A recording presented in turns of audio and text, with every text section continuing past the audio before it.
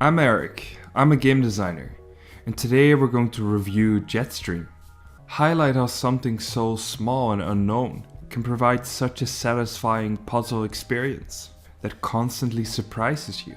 Jetstream is all about getting from one particular location to another. In the process, you're unable to return to previous locations, as you've left a trail when you went there. This trail is what challenges you to find a path within a limited number of turns. It's a problem, but it's also the solution, because how you use your trail and interact with secondary mechanics is your way to landing on a final destination. Jetstream coherently ties the experience together by presenting thematic mechanics, which fit into the idea of flying through the sky, getting an airplane from one point to another. You have a compass, a fuel station, and you have clouds blocking your way. You might even encounter a thunderstorm. Jetstream masterfully introduces you to these mechanics to ensure that you've understood them and that you can now interact with them appropriately. Every mechanic follows a similar structure. Initially, the mechanic is introduced in a singular level, in which the focus is purely on this mechanic, to make sure that you interact with it and that the mechanic is explained through gameplay. Subsequently, the mechanic is built upon by adding challenge and variety to the mechanic, a different setup in which you need to find a solution, or a combination of several mechanics that you've now been taught. Ultimately, the mechanic presents a twist, a new way to interact with it, to play around, and potentially a dynamic which derives from the interaction of two mechanics.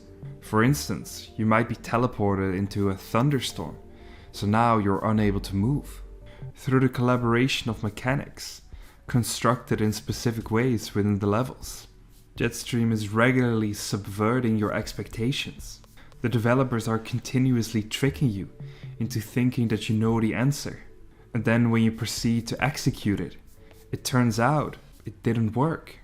The game understands that in order to subvert your expectations and genuinely surprise you, the game needs to establish expectations to begin with, to ingrain specific ideas within you, so that you believe that you understand all the interactions and are capable of overcoming any challenge.